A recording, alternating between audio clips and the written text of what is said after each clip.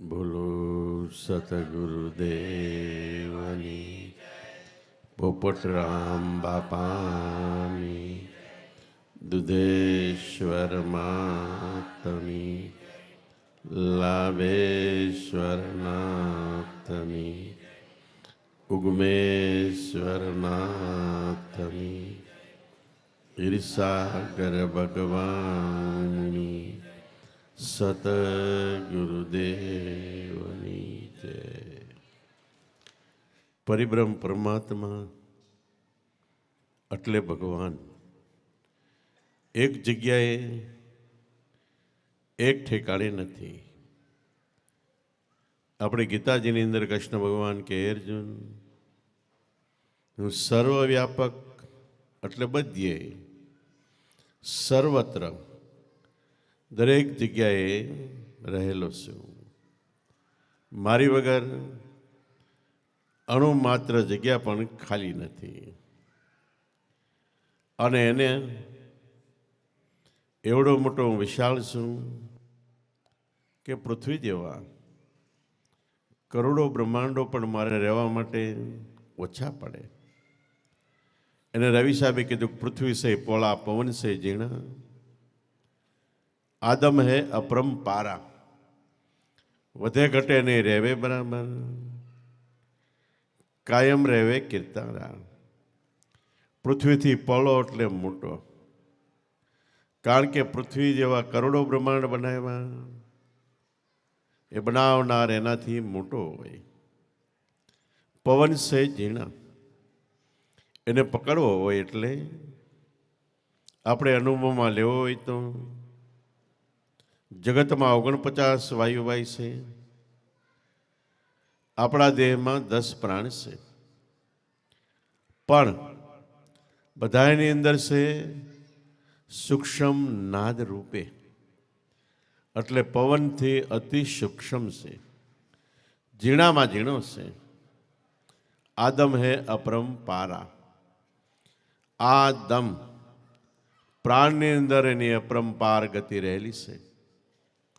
પ્રાણ ભલે સૂક્ષ્મ સ્વરૂપે છે, છતાં એની અંદર પણ સૂક્ષ્મથી સૂક્ષ્મ 24 કલાક એક ધારો પરિબ્રહ્મ પરમાત્માનો નાદ અવાજ આપણા દેહ મંદિરની અંદર ગુંજન કરી રહેલી છે.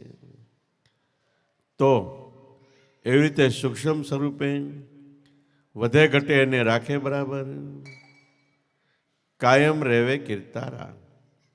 ભગવાન આ જગતની અંદર શું કામ કરે છે કે વધઘટ થાય, બધા એને સમાનપણે રાખવાનું કામ કરે છે.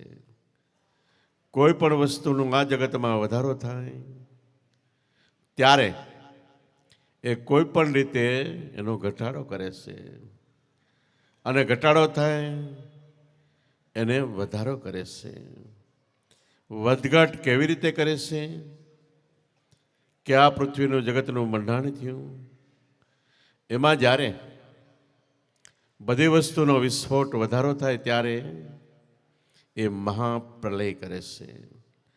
મહાપ્રલય કરે ત્યારે પૃથ્વી જેવા કરોડો બ્રહ્માંડો ભાંગીને ભૂકો થાય છે. અને ભૂકો થઈને જાય છે ક્યાં? તમને જે મળ્યું નામ વચન છે એની અંદર સમાઈ જાય છે.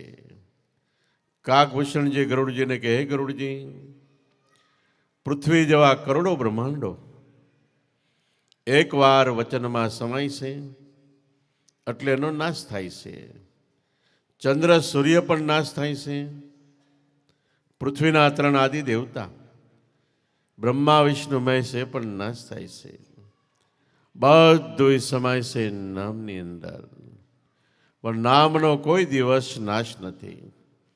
આ નામ એટલે તમારો પોતાનો આત્મા, જગતની અંદર પરિબ્રહ્મ પરમાત્મા. એ નામનો કોઈ દિવસ કોઈ કાળે ક્યારેય નાશ નથી. આ નામ છે એ આપણા દેહ મંદિરમાં આત્મ સ્વરૂપે પણ બિરાજે છે. સેબધ્યય પણ પ્રગટ મળવાનું ઠેકાણું આપણા દેહ મંદિરમાં આપણો આત્મા છે. એની ઓળખાણ કરવા માટે જ માનવ દેહ મળ્યો છે. ખાઈ પી હરી ફરી મોજ શોખ કરી જિંદગીમાં આવી રીતના ઘણા કાર્યો કરી, પણ એને આપણા શાસ્ત્રોમાં ઋષિ મુનિઓએ ગૌણ એટલે નાના કામ છે એમ સમજવાનું કીધું છે. તો મોટામાં મોટું કામ કયું છે કે દેહમાં પ્રાણ લેશે એટલે આપણે જીવી છીએ. ત્યાં સુધીમાં પ્રાણેશ, પ્રાણને ચલાવનાર, શ્વાસને ચલાવનાર પરિબ્રહ્મ પરમાત્માને ઓળખવાનું એ મોટામાં મોટું જિંદગીનું કાર્ય છે. અને આ કાર્ય એક જ મનુષ્ય અવતારની અંદર થઈ શકે છે. બીજા કોઈ પણ અવતારની અંદર ભગવાનને ઓળખી શકાતા નથી. માનવ દેહ મંદિરમાં ભગવાનને ઓળખવાની સગવડ સુરતા રૂપે આપણા એક જ માનવ મંદિરમાં છે. તો આવો સુંદર મનુષ્ય અવતાર મળ્યો છે. અને આ જો ખરેખર અંધગન જંગલજથ્થામાં ખોટી રીતે વેડફાઈ જાય તો ફરીવાર મળવાને 4 યુગ થાય છે. 4 યુગ એટલે 43 લાખ અને 20,000 વર્ષે 4 યુગ પૂરા થાય છે. એવડા બધા ગાળાની અંદર આપણો જીવડો અંધગણ જલોજથ્થામાં ક્યાંય પણ ફસાઈ ન જાય, વેડફાઈ ન જાય, એની કાળજી રાખવી. અને એને માટે મહાપુરુષો કે તને મળ્યો મનુષ્ય અવતાર માંડ કરીને, એટલે 84 લાખ અવતારને અંતે એકવાર મળ્યો એટલે માંડ કરીને, એમાં તમે ભજાની ભગવાને હેત કરીને એટલે પ્રેમથી. બીજા બધા કાર્યો કે આપણો પ્રેમ ભાવ જગતની અંદર ઘણે ઠેકાણે વેરણ શરણ થયેલો હોય છે, પણ એકવાર પરિબ્રહ્મ પરમાત્મા ભગવાનની અંદર એ પ્રેમ ભાવ અખંડ થઈ જાય. ખંડિત થયા વગર જેટલો ભાવ પ્રેમ હોય એટલો સદગુરુએ આપેલ નામમાં સમાઈ જાય તો ભગવાન ક્યાંય ખોવાઈ નથી ગયો, મળી ન શકે. જન્મ થયો ત્યારથી જ સૌ કોઈને આત્મ સ્વરૂપે પરિબ્રહ્મ પરમાત્મા મળી ચૂક્યા છે. આ અમે કહીએ એમ નહીં, આપણા વેદ શાસ્ત્ર પુરાણો અને ભાગવતની અંદર તો સુખદેવ મુનિએ વારંવાર કીધું છે કે મનુષ્ય અવતાર મળ્યો એટલે આપણે મોક્ષનું ટીલું વધાઈ લઈને જ જન્માશે. થોડોક પડદો આડો છે અવિદ્યા માયા દેહ ભાવનો, એ પડદો હટી જાય એટલે સીધો જ આત્મ સાક્ષાત્કાર, સાક્ષાત આકાર રૂપે જે ભગવાન છે એનું મળવાનું થાય એ આત્મ સાક્ષાત્કાર થાય છે. જેને ગીતામાં કૃષ્ણ ભગવાને કીધું કે આ મોટામાં મોટો યોગ છે. યોગ એટલે ઊંચામાં ઊંચી જિંદગીની જીવનની પળ એ પ્રાપ્ત થયો છે. આ યોગ એક જ માનવ અવતારમાં શક્ય છે, એટલે આ અવતારની કિંમત સમજી લેવી. કિંમત સમજી લેવામાં ખાઈ પી હરી ફરી મોજ શોખ કરી ધંધો વ્યવહાર ઉદ્યમ કરી, પણ એ બધું કરતાં કરતાં એકવાર આ મનુષ્ય દેહનો છેડો આવી જવાનો, મૃત્યુ આવી જવાનું એવું સમજીને આપણા ઋષિમુનિઓ કહે છે કે અજરા અમરવત પ્રાજ્ઞ વિદ્યા અર્થમ ચ ચિંતિત ગૃહિત એવ કેશેશુ મૃત્યુના ધર્મમાં ચરેત. દરેક મનુષ્યએ વિચાર કરવો જોઈએ કે આપણું જીવન, આપણો દેહ અજર અમરની માફક કાયમ રહેવાનો નથી. જેને આપણે અવતારી પુરુષો કહીએ છીએ એના દેહ પણ પડી ગયા તો આપણું નથી રહેનાર. આવું સમજીને સજ્જન શાણા મનુષ્યોએ બુદ્ધિપૂર્વક વિચાર કરીને ભગવાનના ભજનમાં અંતરનો દોર બાંધવો. અંતરનો દોર જો બંધાઈ જાય તો વહેલા મોડો એનો આપણને સાક્ષાત્કાર થવાનો. અને આ જગત તો આખું કર્મને આધીન છે. જગતમાં વધઘટ થાય, વિનાશ થાય, દુષ્કાળો પડે, પ્રલય થાય, જે કાંઈ થાય છે આખા જગતના બધાય મનુષ્યના સહિયારા કર્મ પ્રમાણે થાય છે. નજીકમાં આવતા આપણા દેહમાં જન્મથી મૃત્યુ સુધી જે આપણને સુખ દુઃખ થાય છે, હર્ષ શોક થાય છે, લાભ હાનિ થાય છે, મારું તારું થાય છે, આ બધું આપણા આગળના કેટલાય કર્મના જમા થયેલા એમાંથી આ બધું ઉત્પન્ન થઈને આવે છે. પણ આમાંથી છૂટવા માટે કર્મની માથે એક ધર્મ છે. ધર્મને વેદની અંદર બ્રહ્માએ એમ કીધું કે ધર્મ એટલે ધારણ કરવું. પૃથ્વી જેવા કરોડો બ્રહ્માંડને ધારણ કરી રહેલી શક્તિ, એનું નામ ધર્મ છે. ધર્મ કયો, બ્રહ્મ કયો, આત્મા કયો, વચન કયો, સૂક્ષ્મણા કયો, સર્વોપરી શક્તિ કયો કે જે આપણને જીવાડે છે એ જ ધર્મ છે. અને આ દેહને જળ દેહ છે આપણો, એને લીલો ત્રોસા જેવો રાખનાર ધર્મ એવો આપણો આત્મા છે. એની ઓળખાણ માટે માનવ દેહ મળ્યો. એટલે મીરાબાઈ કે આત્માને ઓળખ્યા વગર કોઈ દી કોઈના ભવના ફેરા નહીં મટે. ભગવાન ક્યાં છે એવી ભ્રમણાને ભાંગ્યા વગર ક્યાં છે જે ભગવાન પુસ્તકની અંદર રામકૃષ્ણ રૂપે લખેલા છે, ફોટાની અંદર ચિતરેલા છે, આપણી ઘેરે મંદિરોમાં મૂર્તિમાં ઘડાયેલા છે, જે લખેલા છે, ચિતરેલા છે, મૂર્તિમાં ઘડાયેલા છે, એ ભગવાન સાક્ષાત આપણા દેહ મંદિરમાં આપણો આત્મા છે. આ ટૂંકામાં ટૂંકું સરનામું. અને નક્કી થાય તો આપણી ભ્રમણા ભાંગી જાય. તો નરસિંહ મહેતાએ પણ કીધું કે આત્મ તત્વ ચીના વિના સાધના એટલે ગમે એટલો અભ્યાસ કરો, જપ તપ તીરથ હોમ હવન યજ્ઞ વ્રત ઉપવાસ નિયમ જાત્રા પુનદાન, કેટલાય કર્મનો અભ્યાસ છે, અભ્યાસ કરો તોય જો આત્માની ઓળખાણ ન થઈ તો બધી વસ્તુ ખોટી છે. તો આ દેહ મંદિરમાં આત્મા કેવી રૂપે છે? ચેતન રૂપે છે. શરીરમાં ગમે ત્યાં ટાચણી અડાડો તરત જ દર્દ થાય છે. આપણી અંદર ચેતન એટલે જીવ છે તો દર્દ થાય છે. તો એ ચેતન આખા દેહમાં પગના અંગૂઠાથી માથાના શિખર સુધી વ્યાપક છે. પણ આ ચેતન આવે છે ક્યાંથી? સદગુરુએ આપેલું નામ છે એનાથી આવે છે. જન્મ થાય તે નામ આવે એટલે આપણે ચેતન જીવતા થાય છે. એનું નામ આપણા પ્રાણમાં શ્વાસની સાથે ગાજે છે. અને નામ નીકળી જાય એટલે આપણું નનામી નહીં નામ મરણ થઈ ગયું. તો જાણવા જેવું, જોડવા જેવું, અનુભવવા જેવું, આણવા જેવું, માણવા જેવું આ નામનો અનુભવ છે. એટલે નરસિંહ મહેતા કે સાંભળ સજની એટલે મારી વ્રતી. સાંભળ સજની ધ્યાન ધરીને આજ મેં એક અનુપમ દીઠો, જેની ઉપમા ન આપી શકાય, ગમે એટલા વખાણ કરી તો એનાથી ઊંચો છે. એટલે અનુપમ દીઠો, જે દીઠો એટલે જે જોયો તે અમૃતથી અતિ મીઠો.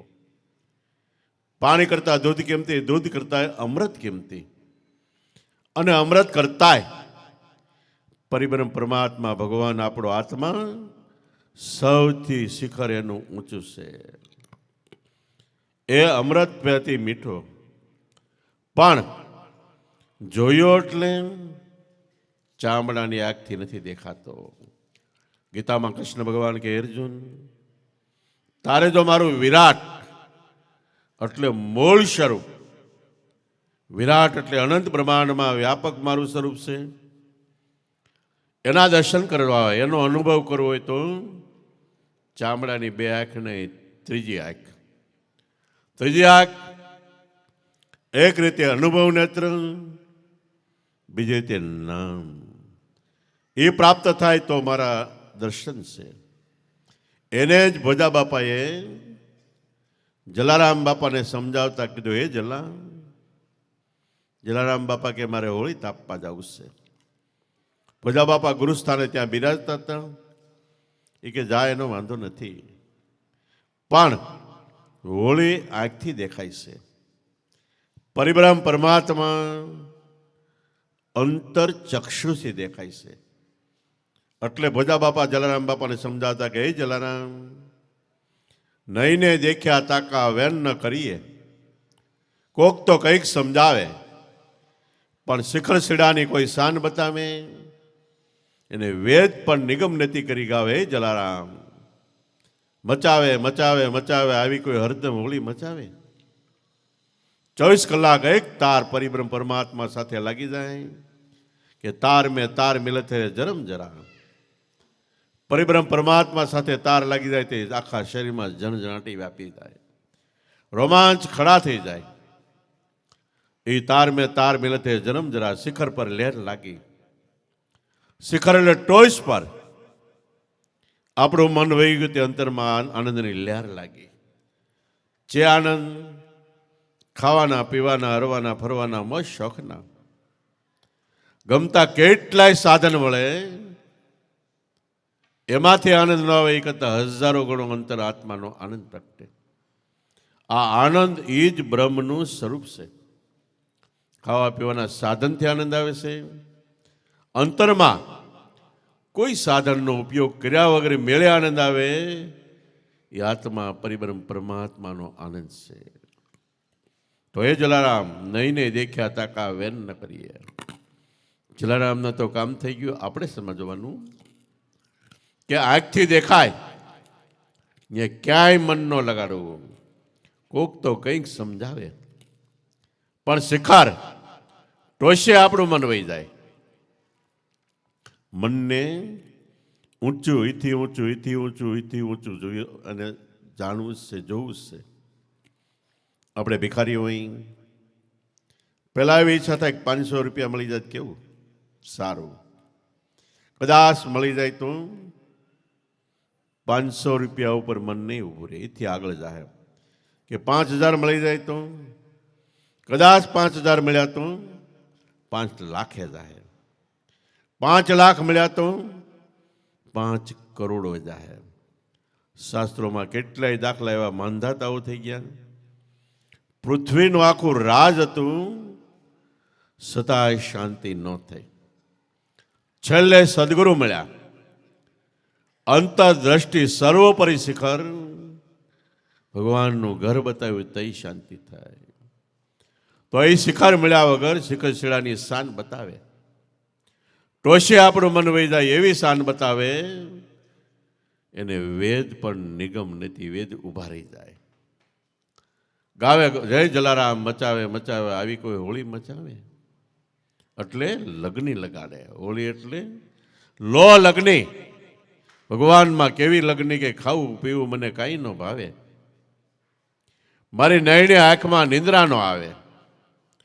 આવી લગ્ની લાગી જાય તો ભગવાન ક્યાંય ખોવાઈ નથી ગયો, મળી ન શકે. જન્મ થયો પહેલા મળી શક્યા છે. ખાવું પીવું મને કાંઈ ન ભાવે, મારી નયને આંખમાં નિંદ્રા નો આવે. હું રાત કાઢું છું જાગી જાગી, ગુરુજી મારું ઘાયલ મન બની ગયું વૈરાગી. પ્રેમની બરસી વાગી, અમને શબ્દની બરસી વાગી.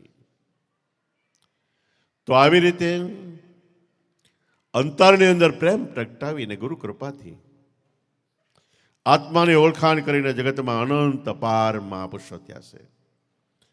33 કરોડ દેવતા, 88 ઋષિમુનિઓ, 9 નાથ, સિદ્ધ, 84 52 વીર, 64 જોગણીઓ, લાખ લોબડિયા, કરોડ કામડિયા, જતી સતી દંડી મુંડી, પીર ફકીર સાંઈ ઓલિયા, ગુપ્ત પ્રગટ નામી અનામી, વિષ્ણુ ભગવાનના 24 અવતારો થયા. એવા અનંત અપાર મહાપુરુષો થયા. એક બાજુ મહાપુરુષો થયા, એક બાજુ જગત હતું. જગતમાં જ્યારે વધઘટ થઈ, લડાઈઓ થયા અને ઝઘડાઓ થયા, અને છેલ્લે પરિબ્રહ્મ પરમાત્મા ભગવાન રૂપે અવતરણ થયું, તે જગતમાં શાંતિ થઈ. એવી રીતે એકવાર તમે તમારા મનનો વિચાર કરો તો આપણું મન 24 કલાક સંઘર્ષ એટલે લડાઈ કરતું હોય છે. એટલે કહેવાય છે કે જિંદગી સંઘર્ષ લડાઈ છે. કોઈ અંદર કોઈ બહાર ગમે ત્યાં લડ્યા જ કરતા હોય છે. આ લડાઈની અંદર અંતરની લડાઈમાં મનની બે રાણી છે. એક નિવૃત્તિ છે અને એક પરવૃત્તિ છે. નિવૃત્તિ રાણી એટલે જગતમાંથી બધેથી મન નિવૃત્ત થઈને ભગવાનના ઘરમાં ગયું. એ નિવૃત્તિ રાણીના 26 છોકરા છે. દયા, દીનતા, આધીનતા, પ્રેમ, શ્રદ્ધા, વિશ્વાસ, નમ્રતા, સહનશક્તિ, સેવા, સત્સંગ, સમરણ, વિવેક, વિચાર, જ્ઞાન, વૈરાગ્ય ઇત્યાદિ. પાર્વતી અંતર ધ્યાન છોડીને જગતમાં વૃત્તિ રખડવા વહી ગઈ. એ પરવતી એના 26 છોકરા છે. કામ, ક્રોધ, મોહ, લોભ, છળ, કપટ, ભ્રમણા, રાગ, દ્વેષ, ઈર્ષા, મારું તારું, દગો, કૂડ, કપટ, પ્રપંચ, પાખંડ, અનાચાર, ભ્રષ્ટાચાર, દુરાચાર, વ્યભિચાર, પાપાચાર. આવા 26 છોકરા એના છે. વાદી પ્રતિવાદી એટલે બેયની લડાઈ અંતરમાં ચાલુ છે. રામ રાવણનું યુદ્ધ કહ્યું તો ઈ છે. મહાભારતનું યુદ્ધ કહ્યું તો ઈ છે. બારે યુદ્ધ છે અને અંતરમાં યુદ્ધ છે. મહાભારતનું યુદ્ધ 5000 વર્ષ પહેલા લડાયું. એ યુદ્ધની અંદર પૃથ્વીના દરેક રાજા ઉતર્યા હતા. 18 દિવસનું યુદ્ધ પૂરું થયું. બધા રાજા ખલાસ થઈ ગયા. ત્યાર પછી 1000 વર્ષ સુધી ભારત દેશની અંદર હાવ શૂન્યકાર થઈ ગયું. કોઈ રાજા નહીં. કેટલા યોદ્ધાઓ કપાઈ ગયા. ત્યારે વલ્લભાચાર્યનો જન્મ થયો. મોટા થયા. સદગુરુ શરણમાં ગયા અને જ્ઞાન પ્રાપ્ત થયું. એને એમ થયું કે આવું કાયમ માટે શૂન્યકાશ રહે તો સારું નહીં. એટલે એણે ધર્મની સ્થાપના કરી. કયા ધર્મની? કે વિષ્ણુ ધર્મની અંદર. એ વખતે વિષ્ણુ સર્વોપરી મનાતા એટલે એ ધર્મની સ્થાપના કરી. અને સ્થાપના કરતા એણે કીધું કે વિષ એટલે ઝેર, હણો એટલે હણાઈ ગયું. જેનું અંતરનું ઝેર હણાઈ ગયું પંચ વિષયોનું, એ વિષ્ણુ સ્વરૂપે છે. અને બીજી રીતે 20 ને 9 29 લક્ષણ જેના ઘટમાં આવ્યા. અને 30મું લક્ષણ સદગુરુ મળ્યા. એ સાચા વૈષ્ણવ છે. જેને નરસિંહ મહેતાએ કીધું કે વૈષ્ણવ જનતો તેને કહીએ જે પીડ પરાઈ જાણે, પર દુખે પર ઉપકાર કરે, છતાંય મનમાં અભિમાન નો આણે, સકલ લોકમાં સૌને વંદે, નિંદા ન કરે કેની, વાચ કાચ મન નિશ્ચલ રાખે, ધન ધન જનની તેની, સમદ્રષ્ટિ તૃષ્ણા ત્યાગી, પરસ્ત્રી જને મત, જીવ્યા થકે અસત્ય ન બોલે, પરધન ન જાલે હાથ, મોહ માયા જેને વ્યાપે ની દ્રઢ વિરાગ જેના મનમાં, રામ નામ શું તાળી લાગી, સકળ તીર્થે ના તનમાં, વન લોભીને કપટ રહી છે, કામ ક્રોધને બાળ્યા, ભણે નરસિંહનું દર્શન કરતા મેં કુળ 71 તાર્યા. આ લક્ષણો વૈષ્ણવના છે. એ લક્ષણોનું વર્ણન કરીને વિષ્ણુ ધર્મની સ્થાપના કરી. અને એ પરંપરા આખી વિષ્ણુ ધર્મની ચાલી. એમાં વલ્લભાચાર્ય પછી જે ગાદી આવ્યા એ બધા આચાર્ય કહેવાય. અને વલ્લભાચાર્ય હયાત હતા ત્યાં લગી દિવ્ય સત્સંગ આપતા કે ભાઈઓ, મનુષ્ય દેહમાં તમારું જો હૃદય ને મન બે પવિત્ર હોય તો તમને કોઈ વસ્તુ નડતી નથી. ભૂત પહેલી તાતે જે માન્યતા છે એ નડતી નથી. હાથ ઉતક 5 પાતક 20 વણાટ 10 દોષ એ પણ તમને નડતું નથી. શરત એ છે કે તમારું હૃદય પવિત્ર હોવું જોઈએ. આપણું હૃદય પવિત્ર હોય તો ભગવાનનો એમાં વાસ છે. અપવિત્ર હોય તો ભગવાનને રહેવાની મજા નથી આવતી. સ્વામિનારાયણ ભગવાન હરિભક્તને ત્યાં 2-5 દિવસ સત્સંગ આપ્યો. સત્સંગ આપીને વિદાય લેતા હતા. ત્યારે હરિભક્ત એને મૂકવા માટે, વળાવવા માટે પાછળ પાછળ જાય. વારે વારે બે હાથ જોડીને કે ભગવાન દયા રાખજો, કૃપા રાખજો, દયા રાખજો, કૃપા રાખજો, દયા રાખજો, કૃપા રાખજો. એમાં એકવાર સ્વામિનારાયણ ભગવાન પાછા પડી ગયા ભક્તની સામે, બે હાથ જોડીને કે તમે દયા રાખજો. ભક્ત ધ્રુજી ગયો, પગમાં કરીને કે અમે તો સંસારી પામર જીવડા કહીએ, અમે દયા રાખવા વાળા કોણ? તમે ભગવાન છો, તમે દયા રાખજો. સ્વામિનારાયણ ભગવાન કે સાંભળે, તારું હૃદય છે એ રહેવાનું અમારું ઘર છે, એમાં અમારો વાસ છે. મહેરબાની કરીને એવી દયા રાખજે કે હૃદય ચોખ્ખું રાખજે. હૃદય જો ગંદુ હશે તો અમને રહેવાની મજા નહીં આવે. એટલે આપણે સમજવાનું કે આપણું મન ને હૃદય જો પવિત્ર હોય તો ભગવાનનો એમાં વાસ છે. તમે કયો કઈ રીતે? તો પ્રથમ ભગવાનનો વાસ ભક્તિ રૂપે છે. ભક્તિ એટલે નાવું ધોવું પૂજા પાઠ એટલી ભક્તિ નથી.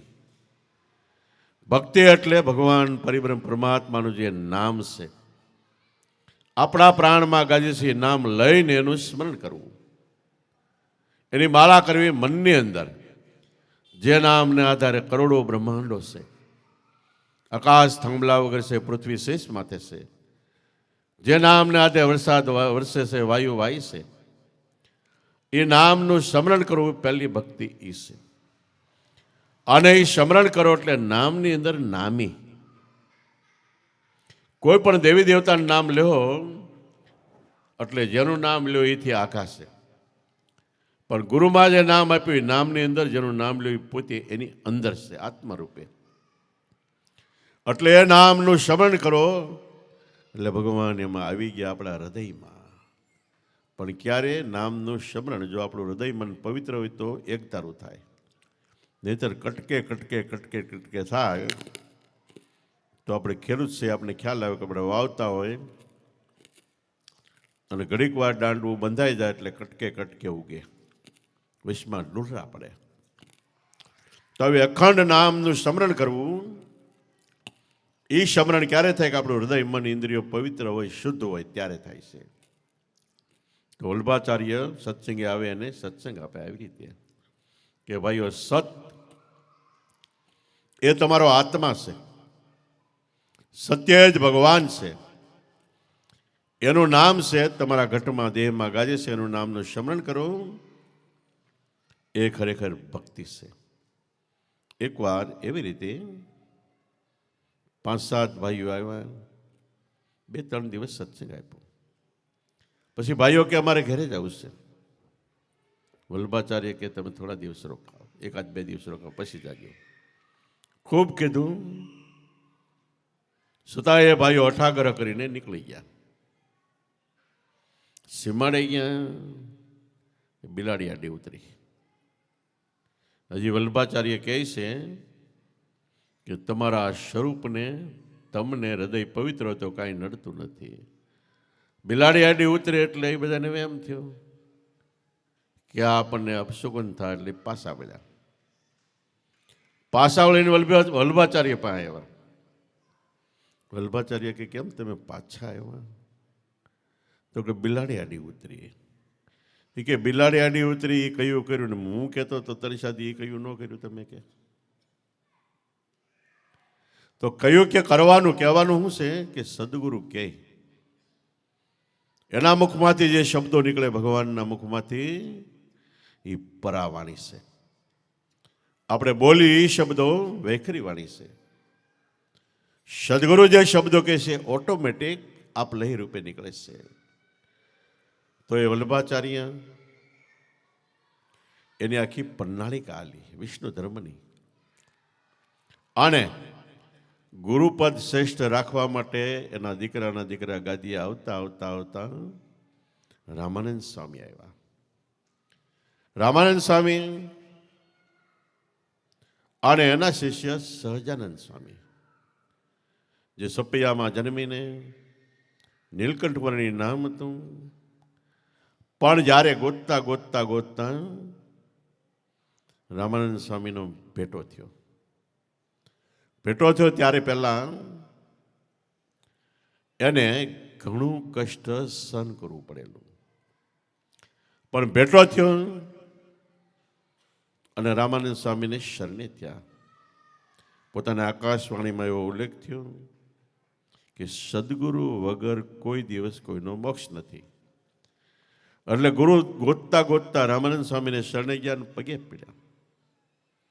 રામાનંદ સ્વામીએ નામનો ઉપદેશ આપ્યો, જે નામનું ભજન કરીને સંતના સંત દેવી દેવતા મહાપુરુષો થયા, એ નામનો ઉપદેશ આપ્યો. થોડીક વાર ધ્યાન દ્રષ્ટિ આપી, ધ્યાનમાં બેસાડ્યા. નીલકંઠ વર્ણીને પૂર્વનો એટલે આગલા જન્મનો એને અનુભવ હતો, એટલે તત લાગી કે દાગી. સદગુરુ સમજાવે ન સમજાય એ વાત અલગ છે, સમજાય એ વાત અલગ છે, અને મેળે સમજાય જાય એ અલગ વાત છે. મેળે કોને સમજાય? આગળ ઘણા જન્મની ભજનની, સત્સંગની, ધ્યાનની, સમરણની કમાઈ હોય એને સમજાય. ધ્યાનમાંથી જાગૃત થયા અને રામાનંદ સ્વામીના શરણમાં પડ્યા કે ગુરુ મહારાજ, મેં ભક્તિ કરવામાં ઘણોય સમય વિતાવ્યો, છતાંય મને ન સમજાણું, પણ તમે મળ્યા, અંતર ધ્યાનનો બોધ આપ્યો, એટલે સહજમાં એટલે થોડીક વાતમાં, વળી કોઈ કષ્ટ રાખ્યા વગર મને સહજમાં વાત સમજાઈ ગઈ અને આનંદ પ્રગટી ગયો. તો એ રામાનંદ સ્વામી કે આજથી તારું નામ સહજાનંદ. સહજમાં આનંદ પ્રગટ્યો એટલે એનું નામ સહજાનંદ થયું. પછી સહજાનંદ, ગુણાતીતાનંદ, બ્રહ્માનંદ, નિષ્કુળાનંદ, પ્રેમાનંદ, દેવાનંદ, એવા બધા સત્સંગનું મંડળ થયું અને કાયમ દિવ્ય જ્ઞાનનો સત્સંગ આપે સ્વામિનારાયણ ભગવાન. એમાં કોઈએ પૂછ્યું કે તમે સત્સંગમાં ભગવાનનું અક્ષરધામનું વર્ણન કરો છો, ક્યાં છે, કેટલું છે, કેવી રીતે મળે, કેટલું દૂર છે? સ્વામિનારાયણ ભગવાન કે બહાર ગોતવા જાઓ તો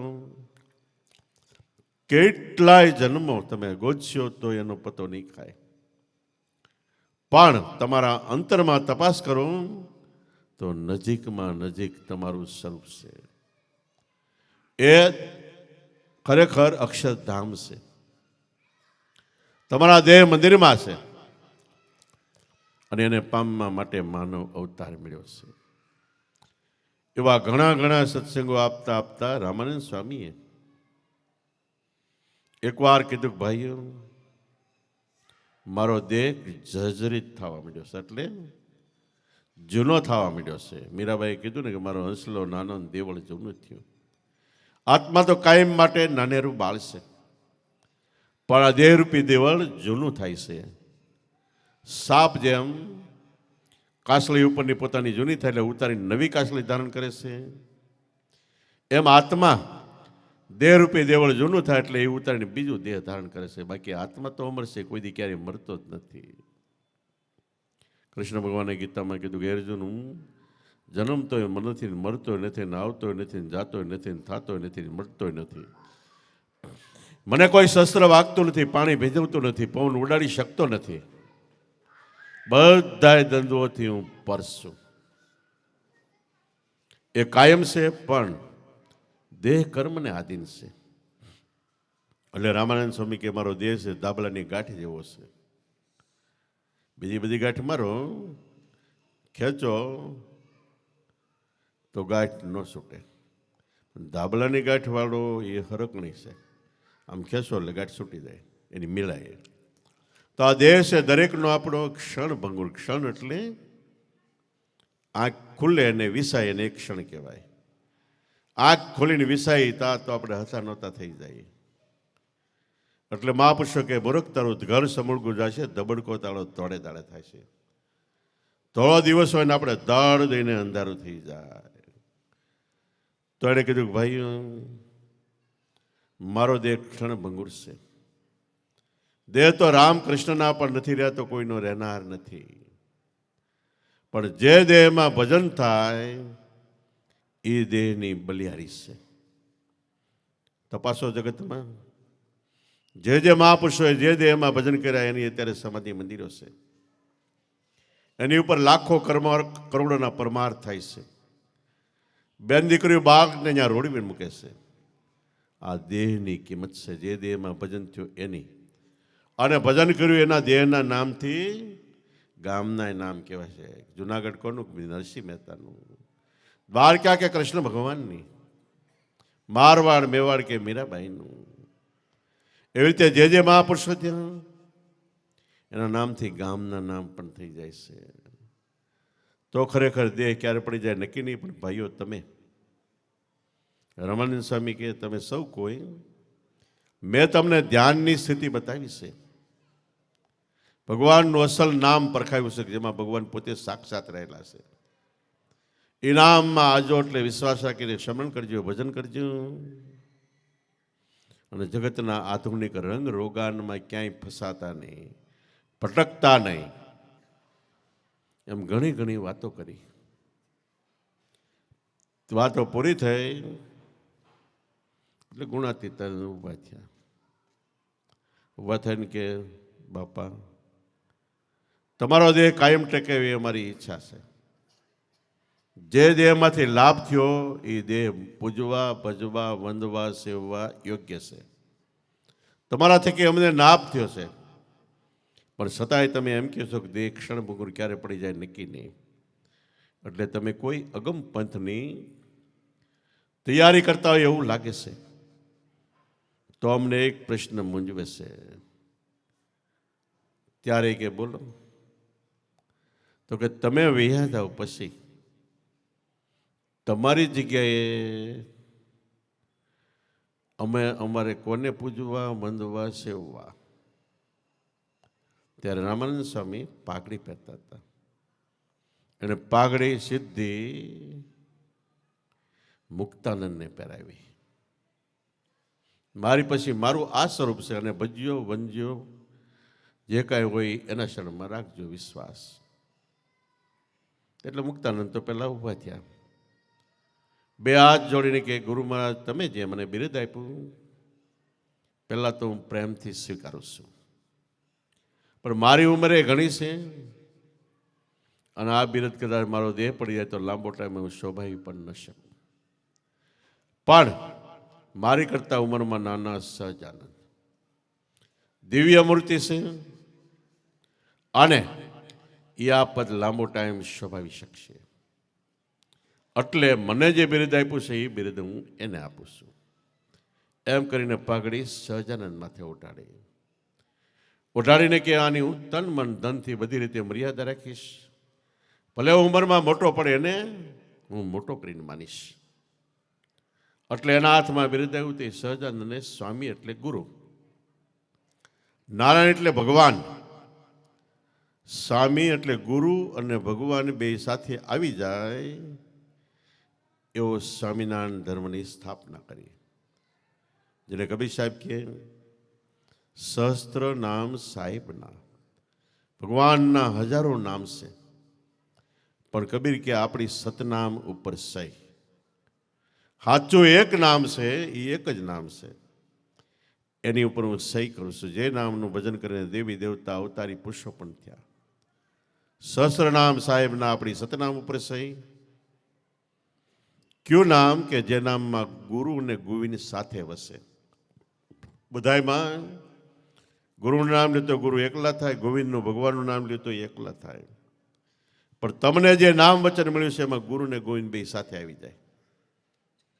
એક નામનો શ્વાસ ભરો એટલે ગુરુ અને ગોવિંદ બે સાથે આવી જાય એવું નામ છે. એ નામની ગમ કોક પુરુષને થઈ.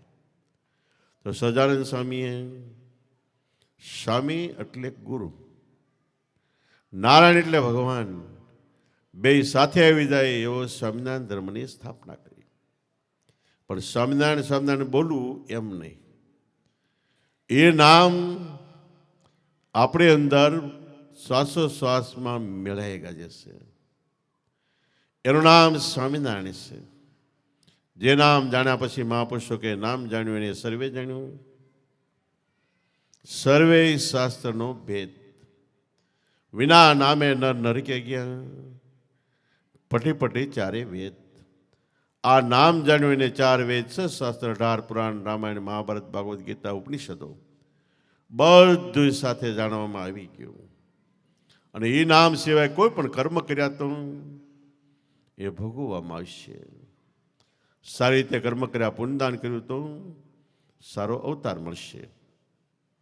પણ સારો ઊંચ ઘેરે અવતાર મળ્યા પછી કર્મ સારા નહીં થાય તો પાછું સોરાસીમાં જવું પડશે. પણ આ નામ એક એવું છે, પ્રાણમાં ગાજે છે, જ્યાં પાપ કે પુણ્ય કર્મનું બંધન નથી. આપણે પાપ પુણ્ય કરી એ હદ ક્યાં સુધી છે? આપણું આ શરીર દેખાય એ પૃથ્વી, વાયુ, જળ, આકાશ ને અગ્નિ 5 તત્વનું છે. આ શરીરને પાપ પુણ્ય બે આંબી જાય છે, આપણે ભોગવવા પડે છે. એની અંદર બીજું શરીર, સૂક્ષ્મ શરીર, જે મન, બુદ્ધિ, ચેતન, અહંકારનું બનેલું છે, ત્યાંય પણ પાપ ને પુણ્ય આંબી જાય છે. પણ એના ઉપર કારણ શરીર, આપણો પ્રાણ છે, એ નિરાકારમાં પાપ પુણ્ય આવતું નથી. એટલે કે અક્ષરકાના માત્ર એટલે દેહ, માયા ઉપર શૂન્ય, શૂન્યથી પાર પરિબ્રહ્મ પરમાત્મા જ્યાં ન પહોંચે પાપ કે પુણ્ય. એના વાંચનારા કોક વિરલા, કોક જવેલના, કે સદગુરુ કાગળ લખે. આવો અંતરમાં પ્રેક્ટિકલ અનુભવ. પ્રેક્ટિકલ કોને કહેવાય? કે દેહ મંદિર છે આપણું, એની અંદર આત્મા પોતે ભગવાન છે.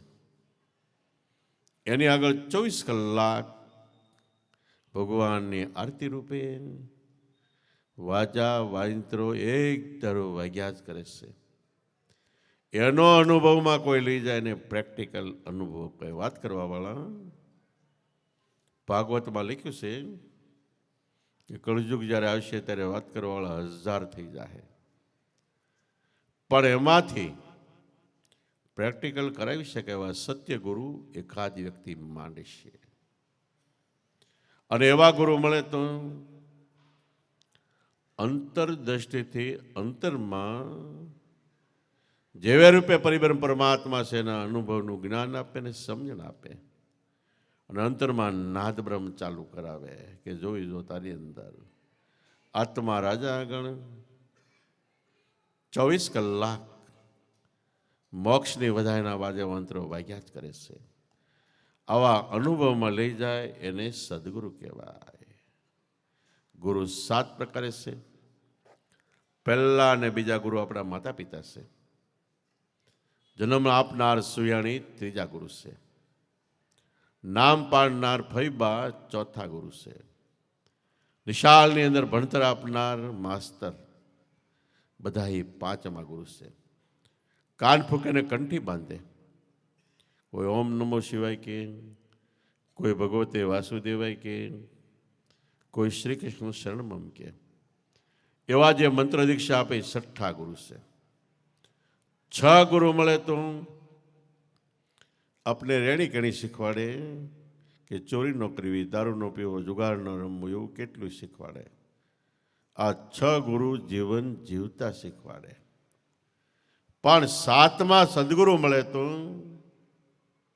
જીવન જીવતાની મરતા શીખવાડી દે. મરણ પછી હું 1000 માણસને લાઈન બધું બહાર રાખવાનું, પૂછો મરણ પછી? જવાબ કોઈ નહીં વાળી શકે. એ જવાબ વાળી શકનાર સદગુરુ મળ્યા હોય એ જ હોય છે. મરણ પછી શું? એ જવાબ સદગુરુના ઘરમાં છે. એ હાથમાં સદગુરુ મળે તો આ જવાબ વાળી શકે. મહાભારતમાં પાંડવો વનમાં હતા. માતા કુંતાને તરસ લાગી. કુંતા કે જા ભાઈ ભીમ પાણી ભરી આય. તે ભીમ પાણી ભરવા ગયો. ગોતતા ગોતતા સરોવર જોયું. સરોવરમાં પાણીનું દેગડું મૂકીને ભરે છે. તા સરોવરમાં વચ્ચેથી એક યક્ષ બ્રાહ્મણ નીકળ્યો. ભીમને કે સબૂર ઉભો રહી જા. ભીમ કે તું કોણ કહેવા વાળો? એ કે આ સરોવર મારું છે ને મને પૂછ્યા વગર પાણી નહીં ભરવાનું કે પહેલાં મારા સવાલના જવાબ આપ પછી પાણી ભરે. ભીમ તો હમ ખીજાઈ ગયો અને ઓલાએ પોતાની સત્તાથી ભીમને બેભાન કરીને પછાડી દીધો. ઘણી વાર થઈ કુંતા માતા સહદેવને કે તું તો જા, ઓલો આટલી બધી વાર લાગીને કેમ ન આવ્યો. એ સરોવરમાં ગોતતા ગોતતા સરોવર કાંઠે જાય ત્યાં ભીમ પડ્યો છે. એને એમ થયું આનો પછી વિચાર કરું, પહેલાં માને પાણી પાઈ આવવું કે.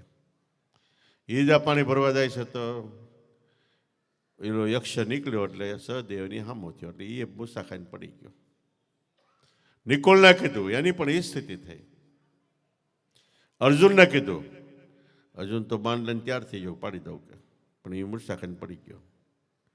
છેલ્લે મોટા ભાઈ યુધિષ્ઠિર ધર્મરાજાને કીધું, કુંતા એક જા ચાર ગયા કેમ એકી પાછો ન આવ્યો. ધર્મરાજા જાય છે સરોવરને કાંઠે, એને જોયું શારે પીડ્યા છે મૂસામાં.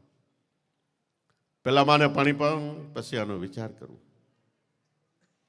ત્યાં પાણી ભરવા જાય તો યક્ષ બહાર નીકળ્યો, સબૂર ઉભો રહી જા. પણ ધર્મરાજા સમજી ગયા કે આ શારીને મૂસાનું કારણ આવડો હશે. ધર્મરાજા બે હાથ જોડીને કે બોલો બોલો. તો કે આ સરોવર મારું છે. ધર્મરાજા કે હું ક્યાં ના પાડું, તમારું જ છે. મારે તો માતા કુંતાને થોડુંક પાણી પાવું કે. એ કે બોલો કંઈ કહેવાનું હોય તો. ત્યારે યક્ષ કહે છે કે હું સવાલ પૂછવાના જવાબ આપ પછી પાણી ભરજે. યુધિષ્ઠિરે કીધું એટલે યક્ષ કે પહેલો સવાલ મારો એ છે કે માણસના જીવનમાં મોટામાં મોટું આશ્ચર્ય એટલે નવાઈ કઈ છે. ત્યારે ધર્મરાજા કહે છે કે માણસ આખી જિંદગી જીવે ત્યાં સુધીમાં કેટલાયના મરણ જોવે છે, કેટલાયને શમશાનમાં બાળવા જતા જોવે છે, બળતા જોવે છે. છતાંય મારી આ સ્થિતિ થાય, મારો પણ આ વારો છે એવો કોઈ દી વિચાર નથી કરતો. એ મોટામાં મોટું આશ્ચર્ય છે. બીજું આશ્ચર્ય એ છે કે પરિબ્રહ્મ પરમાત્મા ભગવાન બધે છે, પણ પ્રગટ ક્યાં છે, ક્યાં મળી શકે છે એ વિચાર નથી કરતો. એ બીજું આશ્ચર્ય છે. અને માયા એ આપણા મનની અંદર ઉત્પન્ન થતા સંકલ્પ વિકલ્પ વિચારો છે. તમે ધ્યાનમાં બેસો, આપણે જે ભગવાનનું નામ લેતા લ્યો પણ એ લેવાય ન દે, બીજા વિચાર આડા આવે તો ઓલું નામનું સ્મરણ પણ માળા અટકી જાય. આ આશ્ચર્ય છે. એવું ઘણું ઘણું કીધું કે આ આશ્ચર્યમાંથી મનુષ્યનો છુટકારો કેવી રીતે થાય. ત્યારે ધર્મરાજા કહે છે કે સદગુરુ 7 પ્રકારે છે. 7માં સદગુરુ મળે તો બધા આશ્ચર્યમાંથી, બધી ભય ભ્રમણામાંથી આપણને મુક્ત કરે. માણસને ભય શેનો છે? એક મરણ આવેનો છે, કાળનો છે. પછી પોતે જે કર્મ કરે છે એનોય ભય છે. બધાયમાંથી મુક્તિ આપનાર પરિબ્રહ્મ પરમાત્માનું નામ છે. આ નામના સ્મરણમાંથી મુક્ત થાય છે. પણ નામનું સ્મરણ જ્યાં સુધી આપણી અંદર કામ ક્રોધ મોહ લોભ છે ત્યાં સુધી ઓછું થાય છે, કાં થતું નથી. એમાંથી મુક્ત થવા માટે સત્સંગ અને સદગુરુની કૃપા, એની સામે આપણી મહેનત, આ ત્રિપુટી ભેગી થાય તો આપણું સ્મરણ ભજન થાય, તો આપણે સર્વબંધનમાંથી મુક્ત થાય, ભયમાંથી મુક્ત થાય. 84 રહેતી નથી. નહીતર દરેકને 84ના બંધન છે. મનુષ્ય અવતારમાં ભજન ન થયું તો આ અવતાર પૂરો થયો એટલે કર્મ પ્રમાણે આપણને ભગવાન 84માં ફેંકી દે છે. કેટલી યાતનાઓ દુઃખો ભોગવવા પડે છે. તાડ વેઠવી પડે જીવડાઓને, તડકો વેઠવો પડે, ભૂખ વેઠવી પડે, તરસ વેઠવી પડે, રોગ દોગ વેઠવા પડે, અને જનાવરો એને માલિક મળી ગયો તો એનો માર પડે એ વેઠવો પડે. આ બધું સહન ન કરવું હોય તો ભજન કરો, અને કરવું હોય તો ઊંધે માથે હાલો. શું કરવું આપણા હાથની વાત છે. એવી રીતે યક્ષે યુધિષ્ઠિરને ઘણા સવાલ પૂછ્યા. યુધિષ્ઠિરે સ્વયં નિયમથી એટલે મનની શાંતિથી બધા એના ઉત્તર આપ્યા. એટલે પાણી ભરવા દીધું યક્ષે અને ચારેય ભાઈને જીવંત કર્યા. યક્ષ આપણો આત્મા, બ્રહ્મ ચિલે સોય બ્રાહ્મણા. આપણા શાસ્ત્રોમાં લખ્યું છે ભાગવતમાં, બ્રહ્મ એટલે ભગવાનને ઓળખે સોય સાચો બ્રાહ્મણ કહેવાય. બ્રાહ્મણનો દીકરો બ્રાહ્મણ, બ્રાહ્મણનો દીકરો બ્રાહ્મણ એમ નથી. પહેલા, બીજા અને ત્રીજા યુગમાં કર્મેય જાતિ હતી. જેવા કર્મ કરે એવી રીતે બ્રાહ્મણ કહેવાતા, એવી રીતે ક્ષત્રિય કહેવાતા, એવી રીતે શુદ્ર કહેવાતા. જે બ્રહ્મજ્ઞાનનો ઉપદેશ આપે પછી ગમે એમાં જન્મ હોય તો એ બ્રાહ્મણ કહેવાતો. લડવા જાય એ શૂરવીર કહેવાતો. વેપાર કરે એ વૈશ્ય કહેવાતા. સેવાનું કામ કરે એ શુદ્ર કહેવાતા. આપણું મગજ છે એ બ્રાહ્મણ છે. આપણા બે હાથ છે લડવાનું કામ કરે એ ક્ષત્રિય છે. આપણું પેટ છે એ વેપાર કરે છે, ખાઈ એનો વેપાર આખા શરીરમાં ડિસ્ટ્રીબ્યુટેડ વેચણી થઈને વિટામિનો આ તે બધું બને છે એ વૈશ્ય એટલે વેપારી છે. આપણા પગ એ સેવાનું કામ કરે છે, હલનચલન કરે છે એટલે શુદ્ર કહેવાય છે. તો એવી રીતે પહેલા, બીજા, ત્રીજા યુગમાં કર્મે જ્ઞાતિ હતી. જન્મે બ્રાહ્મણનો દીકરો બ્રાહ્મણ એમ ન કહેવાતો. અત્યારે એ થઈ ગયું છે, ફેરફાર થઈ ગયો છે. એટલે એને માટે દાદાશ્રી કે બ્રાહ્મણની કોઈ જાત જન્મ અધિકાર કહેવાય. બ્રાહ્મણની કોઈ સ્પેશિયલ જાત નથી, જન્મથી એનો અધિકાર નથી. પણ કર્મ કરે એ પ્રમાણે છે. કદાચ બ્રાહ્મણનો દીકરો હોય, ઊંધેમાંથી હાલે તો દેહથી ભલે બ્રાહ્મણ કહેવાય, એ બ્રાહ્મણ નથી. બ્રાહ્મ હાવ નીચી જ્ઞાતિમાં જન્મ હોય, બ્રહ્મ પદાર્થમાંની ઓળખાણ થાય એ બ્રાહ્મણ છે. આપણા વેદના લખવાવાળા ઋષિમુનિઓમાં 40% હાવ નાની જ્ઞાતિમાં થયા હતા. ત્યાં કોઈ બંધન નથી. કર્મ શુદ્ધ થયા એટલે બધા બ્રાહ્મણ છે. કહેવાનો સાર એ છે કે કર્મ આપણા શુદ્ધ હોય, આપણા પવિત્ર હોય, તો એને માટે મહાપુરુષો કે હરિભજન થકી સોટા હોય એ સૌથી મોટા થાય છે. ભગવાનના ભજનથી નાના હોય એવા પણ મહાન મોટા ઋષિમુનિઓ થઈ ગયા છે. એવા તો કેટલાય દાખલાઓ દ્રષ્ટાંતો છે. તો કોઈ દિવસ આપણે આપણી જાતને એટલે આપણા દેહને, આપણા જન્મને ધિક્કારવો નહીં. મનુષ્ય દેહ મળ્યો એટલે બધી વસ્તુ પરિપૂર્ણ લઈને આપણે જન્મ્યા છીએ. પાત્ર થયા તો જ મનુષ્ય અવતાર મળ્યો છે. આમાં થોડુંક આપણે સારું કર્મ કરી એટલે મનુષ્ય દેહ સફળ થાય છે. અને વધારે સફળતા માટે કોઈ તત્વ વેતા, જેને તત્વે તત્વનું જ્ઞાન છે, બ્રહ્મનિષ્ઠ. બ્રહ્મ એટલે પરમાત્મામાં અંતરની નિષ્ઠા બંધાયેલી છે. ક્ષોત્રિય એટલે સારી રીતે જ્ઞાન ગંગા વહાવીને આપણા મનનું સમાધાન કરે, મનના પ્રશ્નનો ઉકેલ લાવે. એવા સદગુરુ મળે તો મનુષ્ય અવતાર પરિપૂર્ણ સફળ થાય છે. નહીતર નર હે પશુ સમાન. સતાશાએ કીધું ભજન વિના નર હે પશુ સમાન. પશુ એટલે ઢોરના જેવું જીવન છે આપણું ભજન વગર. તો એ ભજન સદગુરુ બતાવે પણ લઈ લીધે એટલું નહીં. એ ભજનને કરવું એટલે શ્વાસોશ્વાસના સ્મરણમાં ગોઠવવું. જેમ આપણે ભૂખ્યા હોય, કોઈ આપણને ફર્સ્ટ ક્લાસ થાળી પીરશે જેની અંદર બધી વસ્તુ હોય, મિષ્ટાન ને ફરસાણ ને રોટલા ને રોટલી ને બધું હોય. પૈસા પછી જો આપણે ખાઈ તો ભૂખ ભાંગે, ન ખાઈ તો ભૂખ નથી ભાંગતી. પણ ઘણા એવા ડાયા હોય કે ભૂખ ભાંગે તો ખાઈ. નહીં, સિદ્ધાંત ના પડે, પહેલાં ખાવ તો ભૂખ ભાંગશે. અને ભૂખ ભાંગશે તો જેણે વસ્તુ પીરસી સદગુરુ, એનું સ્વરૂપ આપણી અંદર આવશે. રજવાડાની રીત, રાજની જે રીત છે સદગુરુ એ આપે એ રાજ યોગ છે. એની આખી રીત આપણી અંદર સંસ્કારો બધી આવશે. ચલાળા પાસે સરખામાં સાપરાજવાળો થઈ ગયો. એનો રાજમહેલ હતો, એની બાજુમાં જોગીડો, એનું ઝૂંપડું. આવડો ખાય એટલે થાળીમાં વધારે. એ જોગીડો કાયમ એ સાપરાજવાળાનું એઠું ખાતો. એકવાર સાપરાજવાળાએ બોલાવીને કીધું, એલા જોગીડા, તો કે હું બાપુ, આ તો મારું એઠું ખાશો, એની કાંઈ રીત સમજો? તો કે હા બાપુ. કે હું?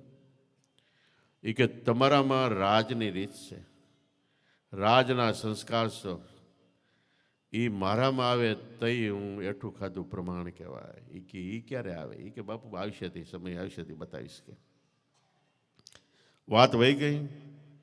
6 મહિના થયા. બાજુનો રાજ્યનો રાજા સળી આવ્યો. સાપરાજના રાજ્યમાં ગઢ હતો ફરતી બાજુ. એમાં એક જ દરવાજો હતો, દરવાજો બંધ થઈ ગયો. તો સાપરાજવાળો તૈયારી કરવા માંડ્યો, લડાઈ નહીં. પહેલાં એણે કીધું પેલા જોગીડાને બોલાવો. જોગીડાને બોલાવ્યો. એ તો આપણો રાજનો ગઢ છે, ગઢનો ડેલો છે, એની ઉપર સાને ચડાવો. અને કે આને 3 નાડાથી બાંધો, 3 ઢોલ આપો. કે પહેલાં ઢોલ વગાડતા એટલે સુરવીરો એને હુરાતને ચડે મંડે લડવા. જોગીડાને ઉપર ચડાવ્યો ને આ બાજુ સાપરાજવાળો સૈનિકોને ભેગા કરીને કહે છે, તમારે આવી રીતે લડવાનું, તમારે આવી રીતે લડવાનું, તારા આગળ લડવાનું, તારા પાછળ બધી શિખામણ આપે છે. અને જોગીડો ઉપર ચડ્યા પછી એટલું બધું હુરાતન આવ્યું. કેવું હુરાતન આવ્યું? રાજાનો અનાજ ખાતો હતું એનું હુરાતન આવ્યું. તો આપણે સદગુરુએ આજે જ્ઞાન આપ્યું એ ખાઈ છે એનું સુરાતન. આપણી અંદર સંસ્કાર રેણી કેણી આવી જોઈએ. સુરાતન મળ્યો ઢોલ વગાડવા, એક નાડું તોડી નાખ્યું. વધારે હુરાતન છેડ્યું, બીજું તો 3 નાડા તોડી નાખ્યા. અને 3 ઢોલે તોડી નાખ્યા. તોડીને બહાર પડ્યો. અંદર સાપરાજવાળાનો રાજ છે, બહાર છે એ દુશ્મન સડી આવ્યો હતો. અને દુશ્મન જે હતો એની તલવાર આંચકીને મળ્યો લડવા. કેટલાયના ડોકા ઉડાડી નાખ્યા. એમાં ઝપટે પોતે સડી ગયો. પોતાનું ધડ મસ્તક જુદું થઈ ગયું. પણ એવી શરૂરતા આવી એટલે મસ્તક પડી ગયું ને ધડ લડે છે. તો આ બાજુ સાપરાજવાળો ડેલો ખણીને લડવા માટે બહાર આવ્યો. તા તો દુશ્મનનું દળકટક ભાગતું હતું. અને દુશ્મન હતો એના ધડ મસ્તક જુદા થઈ ગયા હતા. તઈ સાપરાજવાળો કે વાહ શાબાશ જોગીડા, તે મારું એઠું ખાધું, એ રાજવાળાની રીત તારી અંદર આવી. એમ સદગુરુનું જ્ઞાન એઠું એટલે એને ચાખીને, ગુરુ વચન ચાખીને આપણને આપ્યું છે, એમને નથી આપ્યું. અંતરમાં અનુભવ કરીને આપ્યું છે, ચાખીને આપ્યું છે. એ આપણે ખાઈ એટલે એ અંતરમાં ઉતારી તો આપણામાં એના સંસ્કાર, એની રણીકણી ભક્તિ, ધર્મને શોભે, દયા, ગરીબી, બંદગી, સમતાશીલ સ્વભાવ, ઇતના લક્ષણ સાધુ કે કહે કબીર વિચાર. તો એવા જે સંસ્કારો આપણે કીધા વૈષ્ણવના 30 સંસ્કારો આવે તો આપણે ખરેખર નામ લીધું બરાબર છે. નામ લીધું ને કર્મકાંડમાં નવધા ભક્તિમાં ઊંધેમાંથી હાલી તો લીધું ન લીધું બરાબર છે. એટલે નામ છે સર્વોપરી છે. નામ શબ્દ નામ રાજા સંતો, નામ શબ્દ નામ રાજા મુખસે કહું તો કોઈનો માને, સર્વે નામ કા સાજા. બધું નામને આધારે છે. એ નામ મળ્યું હોય તો બીજી ક્યાંય રખડતા નહીં, ભટકતા નહીં. જેટલો બને એટલો નામની અંદર અભ્યાસ કરજો, સ્મરણ કરજો, ધ્યાન કરજો, તો જીવતા જ મોક્ષના ફળ પ્રાપ્ત થાય. અને જે એનો અભ્યાસ કરે એના જીવનને ધન્યવાદ અને એનો બેડો પાડશે. બોલો સતગુરુદેવની, પોપટરામ બાપાની, દુધેશ્વર માતની, લાવેશ્વર નાથની, ઉગમેશ્વર નાથની, ઈર્ષાગર ભગવાનની, સતગુરુદેવની.